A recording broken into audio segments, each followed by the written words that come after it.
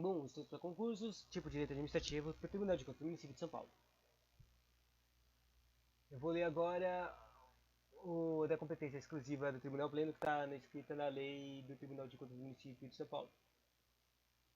A lei 9.167. Ela é o artigo 22, 23 e 24. Dois capítulos. O capítulo 2 de competência exclusiva do Tribunal Pleno e o capítulo 3 de jurisdição do Tribunal Pleno, claro.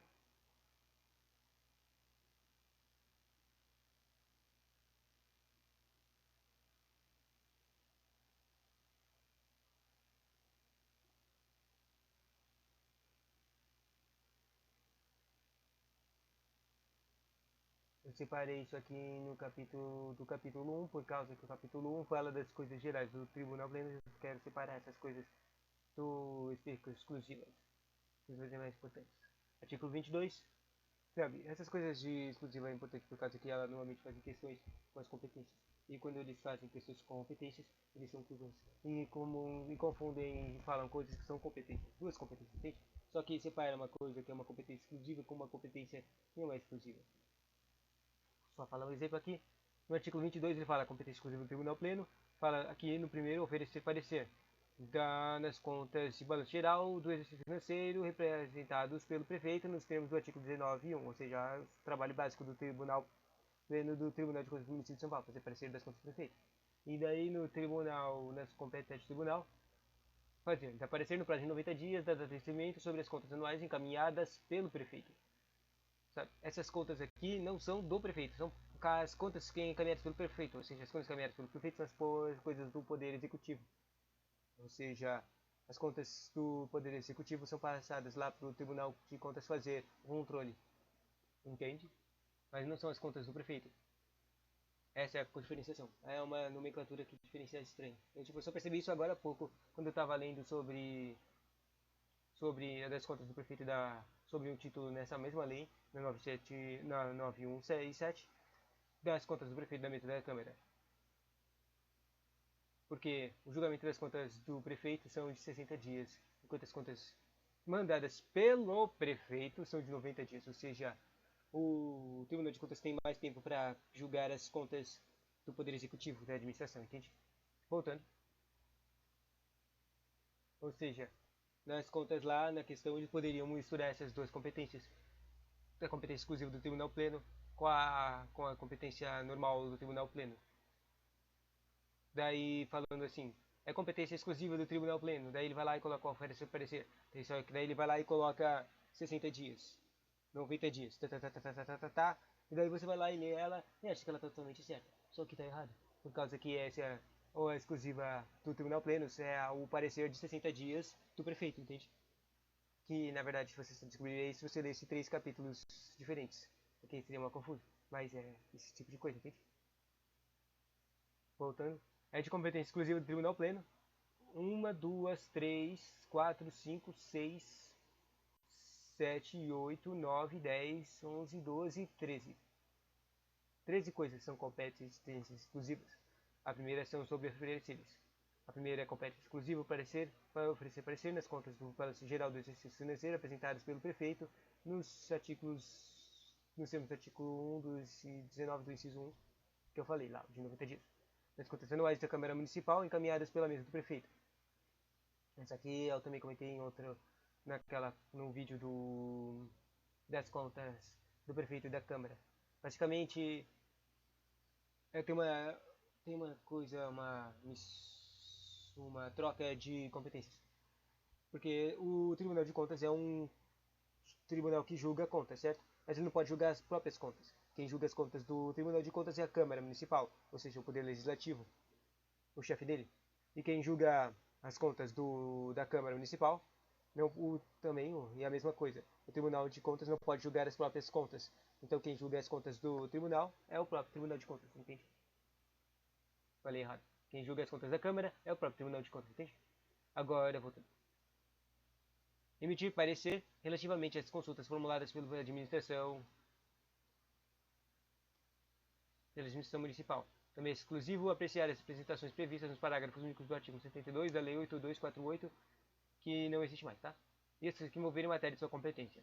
Isso aqui aparece em outro parágrafo também, esse artigo 72, mas esse artigo 72 por 72 dessa lei foi revogada. Ou seja, só pode apreciar o exclusivo do Tribunal de Plano somente apreciar as representações que envolvam sua matéria de sua competência geral, que estão lá no artigo 19, que fica falando toda hora aqui, que eu não vou ler.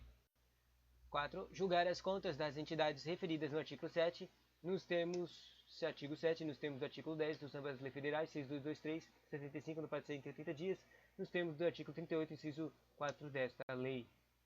Aí vamos ler o artigo 4, 38, 38. No 38 ele fala do capítulo do processo, ele é do título do processo e do capítulo de instrução. O 38.4 fala das contas anuais das entidades da administração indireta até 15 dias seguintes à data de Assembleia Geral das acionistas aprovar balanço. Isso aqui é uma obrigatoriedade de receber os documentos, o prazo para receber os documentos de um processo, isso que é a instrução. E ele tem 15 dias. Voltando lá, voltando.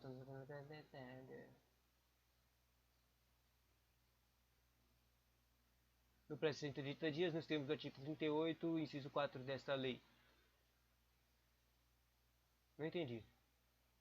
Não entendi. Então esquece. Próximo. Também é exclusivo apreciar a aplicação das parcelas de cotas partes de que trata o inciso 9 do artigo 19, 11 do artigo 19, que eu não vou ler. Também é exclusivo conceder férias, licenças e afastamentos dos seus conselheiros, ou seja, a única pessoa que pode dar férias para os conselheiros, que são tipo os caras mais altos hierarquicamente do Tribunal de Contas, são o próprio Tribunal Pleno, ou seja, só quando o Tribunal Pleno, que é os caras, os 5 conselheiros juntos, eles podem fazer decisões sobre férias dos conselheiros. Os conselheiros têm a mesma prerrogativa de magistratura, sabe? Basicamente eles podem tirar férias de 60 dias. Essa é a básica. Também compete ao Tribunal Pleno, exclusivamente, apreciar a aposentadoria de seus conselheiros, mesma coisa daquele artigo, do anterior. Também compete exclusivamente deliberar sobre a composição da lista que está no artigo 10. Essa lista aqui que está falando no artigo 10 é basicamente a lista de conselheiros. É que o prefeito que nomeia os conselheiros, quem pode ser conselheiros. Depois os conselheiros, nomear os 5 conselheiros, eles mesmos fazem uma votação para escolher um presidente e vice-presidente, está no regimento interno. Mas basicamente é o próprio prefeito que escolhe os conselheiros de uma lista que o próprio tribunal, ou não lembro se foi o tribunal ou é a própria Câmara Municipal que faz essa lista, de pessoas que têm 35 anos, são brasileiros natos, e também tem vários conhecimentos contábeis e administrativos, entende? Daí tem essa lista aí, por isso que está falando aqui. O Tribunal Pleno, que é o cara mais alto, cria a própria lista de pessoas que vão substituir, que podem ser substitutos ou que vão substituir ele se algum dos conselheiros tiver vacância. No caso, por exemplo, dessas férias, dessa aposentadoria, ou se ele mesmo morrer. Cais!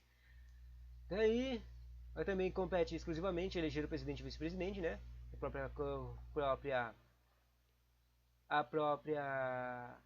conselho, o Tribunal Pleno, os 5 conselheiros que votam nisso aí, aprovar o regimento interno e expedir, também é exclusivo expedir instruções, também é exclusivo para o Legislativo ouvir o Executivo sobre as repercussões financeiras, a criação ou extinção de cargos dos seus quadros e a fixação das respectivas vencimentos, e prestar informações da Câmara Municipal sobre a matéria da fiscalização financeira e orçamentária.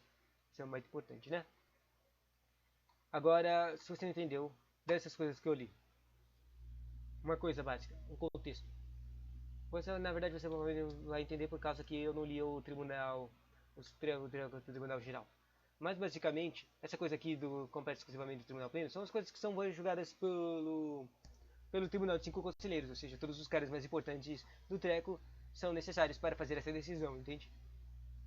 São decisões extremamente importantes que só podem ser decididas com todos os conselheiros ao mesmo tempo. Mas enquanto as outras coisas, as coisas gerais, elas podem ser feitas pelo Tribunal Pleno, mas também podem ser feitas pela Câmara, que é o nível 2 do Tribunal, que só tem 3 conselheiros. E também podem ser feitas pelos juízes singulares, que só tem um conselheiro. É basicamente isso.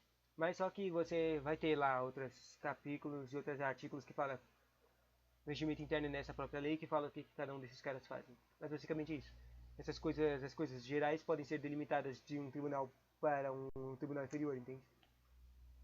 dependendo da amplitude do conceito, do treco. Voltando, agora eu vou terminar o treco com a jurisdição. A jurisdição diz, isso é do tribunal, tá? Não é do tribunal pleno, é do tribunal inteiro, tribunal de contas. É o artigo 23 e 24. A jurisdição do tribunal tem sobre as pessoas a matérias sujeitas à sua competência, abrangendo todo aquele que arrecadar ou gerir o dinheiro, valores, bens e município, ou pelas quais responda, bem como os administradores das entidades de administração direta das fundações instituídas pelo município. Esse aqui é importante, porque ele vai falar quem é punido pelo próprio juiz, pelo tribunal, certo? Esse é o básico que aparece em todos os conteúdos de controle interno, e tá um peteco aqui, basicamente. Daí deixa eu tentar encontrar alguma diferença. Ou seja, primeiro ele fala de sua competência. Se tiver alguma coisa estranha das competências aqui do tribunal, daquelas coisas gerais, ou do tribunal pleno, exclusivo do tribunal pleno, qualquer um carinha que mexa nessas coisas, ele está sob jurisdição para ser julgado pelo tribunal pleno, entende?